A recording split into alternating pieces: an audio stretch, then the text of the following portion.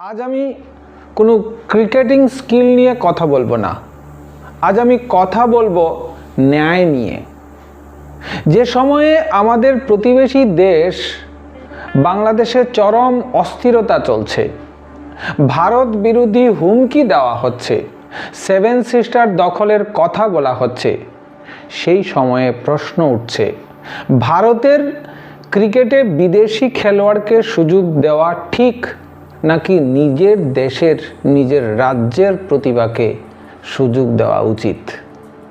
আজ আমি কথা বলবো একজন এমন ক্রিকেটারের কথা যিনি কোনো বিতর্কে নেই, কোনো রাজনৈতিক স্লোগানে নেই, কিন্তু মাঠে পারফরমেন্সে বারবার উত্তর দিয়েছে। তিনি হলেন ত্রিপুরার আইকন মণিশঙ্কর মুড়া সিং।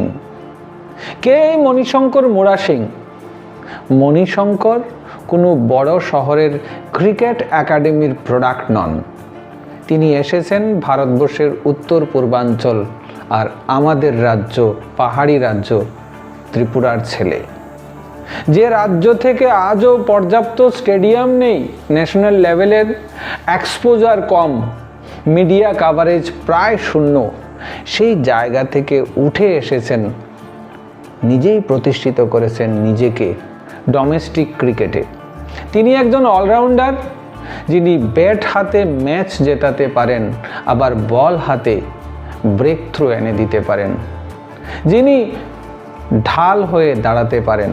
হয়তো সর্বভারতীয় ক্ষেত্রে এমন অনেক মণিশঙ্কর মুড়া সিং রয়েছে, কিন্তু প্রশ্ন হচ্ছে, একটা প্রত্যন্ত রাজ্যের একটা ছেলে এত প্রতিভা নিয়ে যেখানে দুবার আইপিএলের নিলামের জন্য লিস্টেড হলো, তার প্রতি অবিচার করা হচ্ছে। আর অন্যদিকে যে দেশে ভারত বিরোধী জিগির তোলা হয়, যে দেশে ভারতবর্ষকে 72 ঘন্টার আলটিমেটাম দেওয়া হয়, যে দেশে সেভেন সিস্টারকে দখল করে নেওয়ার একটা জিগির তোলা হচ্ছে এবং এই দেশ সরাসরি সোশ্যাল মিডিয়াতে এসে হুমকি দিচ্ছে সেভেন সিস্টার দখল করে নেবে, 9 কোটির উপরে অর্থ বরাদ্দ করে বিসিসিআই পরোক্ষভাবে বিভিন্ন ফ্র্যাঞ্চাইজির মাধ্যমে মুস্তাফিজুর রহমানকে কেনার ঔদ্ধত্য দেখাতে পারে, অথচ আমাদের দেশের প্রতিভাকে চিনতে ভুল করে।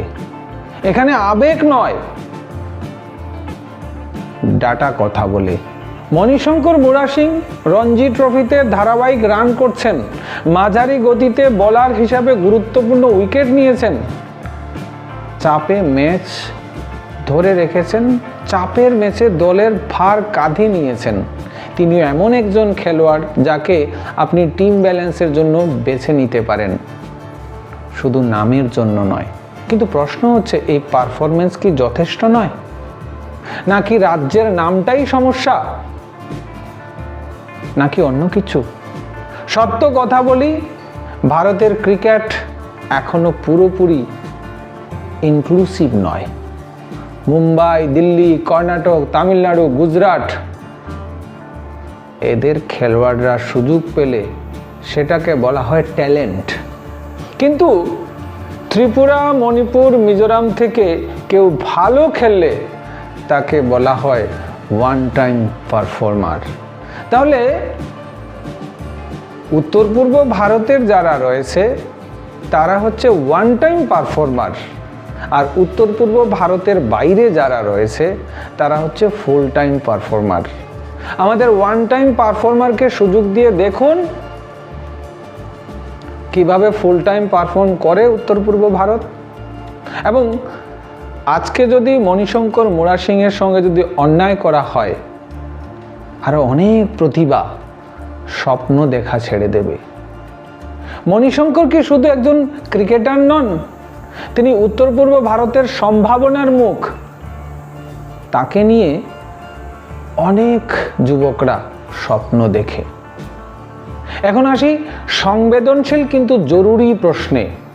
বাংলাদেশে এই মুহূর্তে রাজনৈতিকভাবে অস্থির, মৌলবাদী উত্তেজনায় আক্রান্ত, ভারত বিরোধী স্লোগান ও হুমকিতে ভরা এই বাস্তবতায় যখন আলোচনা হয়, ভারতের ক্রিকেটকে মুস্তাফিজুর রহমানকে সুযোগ দেওয়া হবে কিনা? আইপিএলে বয়কট করা হোক বাংলাদেশি ক্রিকেটারদের। শুধুমাত্র আইপিএল নয়, ভারতবর্ষে যত ধরনের খেলোয়াড় বা যত ধরনের খেলা রয়েছে প্রত্যেকটা খেলায় যাতে বাংলাদেশকে বয়কট করা হয়। আর এখন যেটা সবচেয়ে বেশি প্রাসঙ্গিক সেটা হচ্ছে মুস্তাফিজুর রহমানকে আইপিএলে যাতে খেলতে দেওয়া না হয়। তখন প্রশ্ন ওঠে, আমাদের নিজের দেশে কি এই প্রতিভার অভাব আছে? আমাদের দেশের প্রতিটা গলিতে মুস্তাফিজুর রহমান রয়েছে।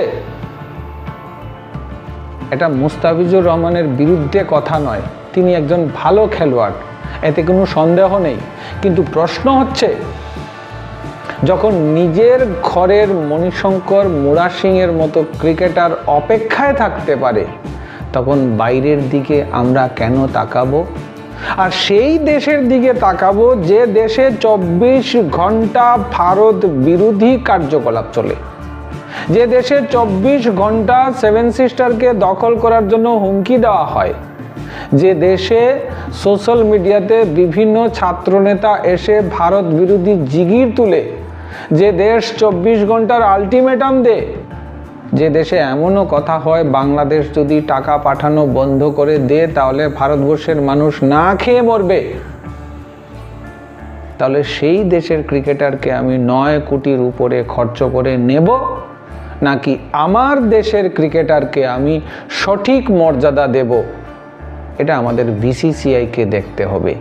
পাকিস্তানকে যেভাবে বয়কট করা হয়েছে, ভারতবর্ষের সবগুলি খেলা থেকে বয়কট করা হয়েছে এবং সাম্প্রতিক দেখা গেছে টি-20 বিশ্বকাপ ক্রিকেটের মতো